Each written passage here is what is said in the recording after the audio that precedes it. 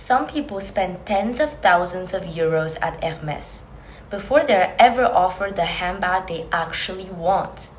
Not because it's sold out, not because they can't afford it, but because it's simply how Hermès works. And strangely, people choose to wait. In a world where we expect almost everything immediately, why would anyone willingly wait?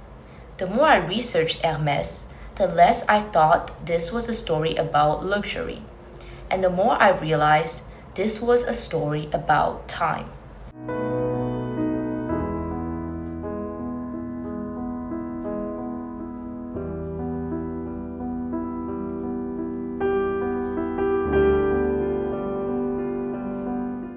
One more question.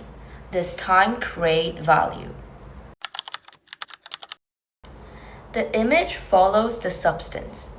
I think we become obsessed with image, how we're perceived, how successful we appear, how people see us. But Hermès seems to believe something completely different. It doesn't build an image, it builds a product. Hermès began in 1837, making harnesses and sandals. More than 180 years later, craftsmanship is still at the center of everything it creates. One artisan, one bag, and one responsibility. Instead of spending generations trying to convince people it was luxurious, Hermès spent generations becoming exceptional at making something. And eventually, the image followed. And that made me stop, because maybe people work the same way. Maybe confidence doesn't begin by trying to appear confident. Maybe it begins much earlier, by quietly working on who we are when nobody's watching. And eventually, the image follows the person we've become. The fastest way to lose yourself is spend your life following everyone else. Fashion changes constantly. Every season introduces another trend. Yet Hermès rarely seems interested in asking, what's popular? Instead, it keeps returning to the same values. Craftsmanship, patience, quality, consistency. At first, I thought consistency sounded boring.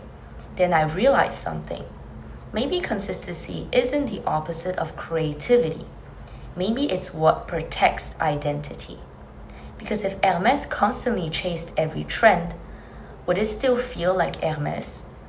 And maybe that's true for us too. Sometimes we spend so much time trying to fit into the world that we slowly stop becoming ourselves. Sometimes the process becomes part of the value. A single Hermès bag usually takes between 15 and 40 hours to create. One artisan builds it from beginning to end. Training that artisan takes years. Then the customer begins another journey, waiting, sometimes months, sometimes years, building a relationship with the brand. In almost every part of modern life, waiting feels like failure. We expect everything immediately, but Hermès quietly suggests something different. Maybe the process isn't separate from the product. Maybe it becomes part of it. And I couldn't stop wondering, do we value things because they're rare or because of everything we experience while waiting? Maybe anticipation becomes part of the object. Maybe hope gives desire somewhere to live. Perhaps the wait isn't simply a barrier to the product. Perhaps the wait becomes part of what we're buying. Sometimes we're not chasing the object. We're chasing the person we hope will become.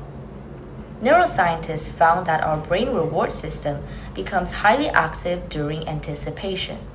In other words, the pursuit itself can be as psychologically rewarding as finally arriving. That fascinated me, because maybe the Birkin was never about the leather. Maybe it's about recognition, achievement, belonging, status, or perhaps something even simpler, hope. Hope that we're moving closer to the person we imagine ourselves becoming.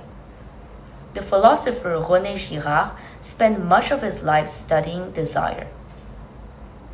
His idea was surprisingly simple. We often don't desire object. We desire what other people desire. Not only because of what the object is, but because of what it seems to say about the person who owns it. Which is why I kept coming back to one question.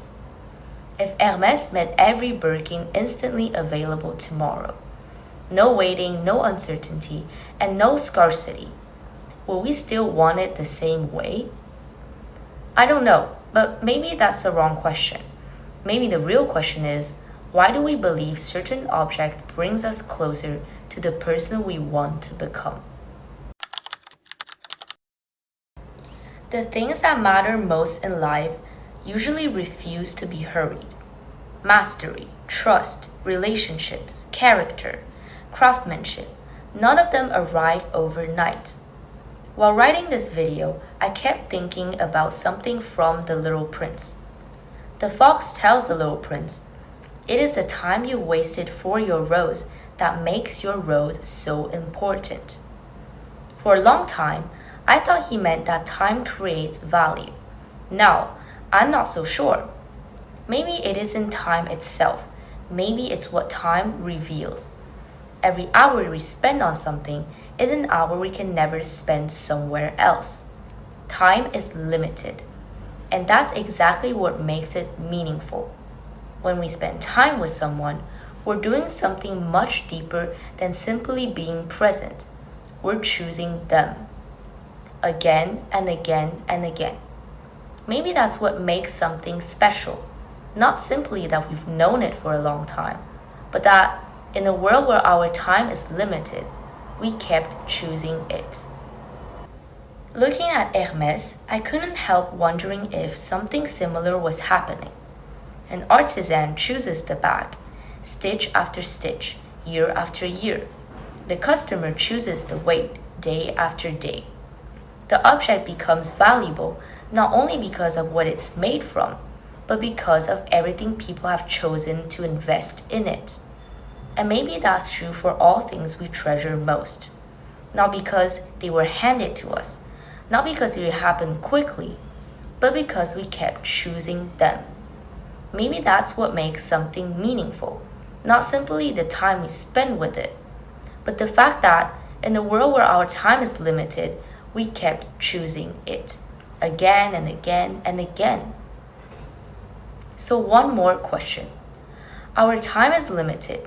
We can't give it to everything, which means every time we give it to something, we're also choosing not to give it somewhere else. Who or what will you keep choosing?